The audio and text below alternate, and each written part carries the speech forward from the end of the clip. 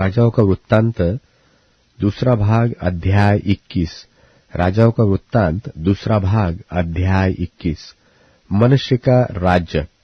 जब मनुष्य राज्य करने लगा तब वह 12 वर्ष का था और यरूशलेम में 55 वर्ष तक राज्य करता रहा।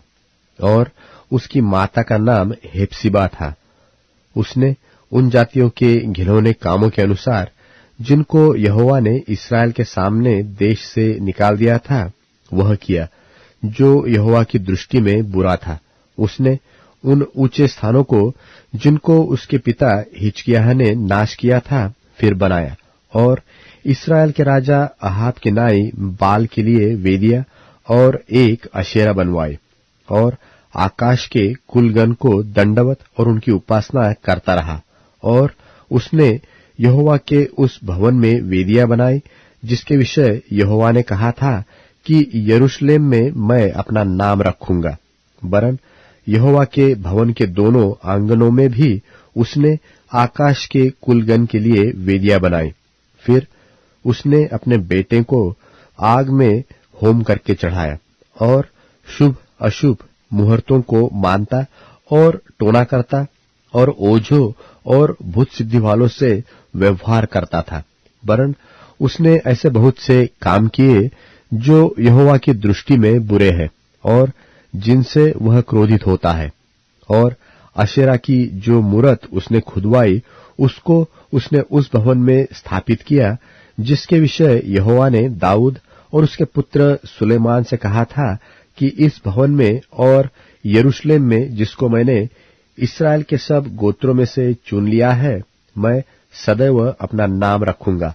और यदि वे मेरी सब आज्ञाओं के और मेरे दास मूसा की दी हुई पूरी व्यवस्था के अनुसार करने की चौकसी करे तो मैं ऐसा न करूंगा कि जो देश मैंने इस्राएल के पुरखाओं को दिया था उससे वे फिर निकलकर मारे मारे फिरे।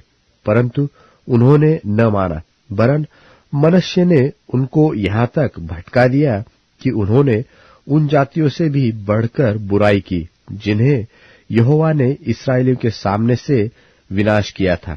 इसलिए यहोवा ने अपने दास भविष्यवक्ताओं के द्वारा कहा कि यहूदा के राजा मनश्शे ने जो ये घृणित काम किया और जितनी बुराइयां एमोरियों ने जो उससे पहले की थी उनसे भी अधिक बुराइयां की, और यहूदियों से अपनी बनाई हुई मूर्तों की पूजा करवा के उन्हें पाप में फंसाया है।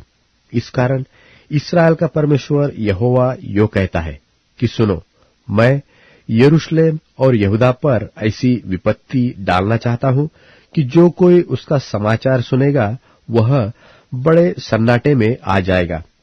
और जो मापने की डोरी मैंने शुम्रोन पर डाली है और जो साहुल मैंने अहाब के घराने पर लटकाया है वही यरूशलेम पर डालूंगा। और मैं यरूशलेम को ऐसा पोंछूंगा जैसे कोई थाली को पोंछता है और उसे पोंछकर उलट देता है।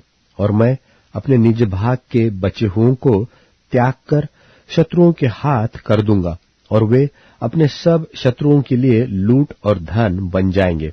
इसका कारण यह है कि जब से उनके पुरखा मिस्र से निकले तब से आज के दिन तक वे वह काम करके जो मेरी दृष्टि में बुरा है मुझे रिस दिलाते आ रहे हैं। मनुष्य ने तो न केवल वह काम करा के यहूदियों से पाप कराया जो यहोवा की दृष्टि में बुरा है, वरन निर्दोषों का खून बहुत बहाया, यहाँ तक कि उसने यरूशलेम को एक सिरे से दूसरे सिरे तक खून से भर दिया। मनुष्य के और सब काम जो उसने किए और जो पाप उसने किए वह सब क्या यहूदा के राजाओं के इतिहास की पुस्तक में नहीं लिखे हैं? निदान मनुष्य अपने पुरखाओं के संग सो गया और उसे उसके भवन की बारी में जो उज्जर की बारी कहलाती थी मिट्टी दी गई, और उसका पुत्र आमोन उसके स्थान पर राजा हुआ। आमोन का राज्य। जब आमोन राज्य करने लगा तब वह 22 वर्ष का था और यरूशलेम में 2 वर्ष तक राज्य करता रहा। और उसकी माता का नाम मशुल्लेमेत था जो योतबावासी हारूस की बेटी थी। और उसने अपने पिता मनश्शे की नाई वह किया जो यहोवा की दृष्टि में बुरा है, और वह अपने पिता के समान पूरी चाल चला, और जिन मूर्तों की उपासना उसका पिता करता था उसकी वह भी उपासना करता और उन्हें दंडवत करता था। और उसने अपने पितरों के परमेश्वर यहोवा को त्याग दिया और यहोवा के मार्ग पर न चला।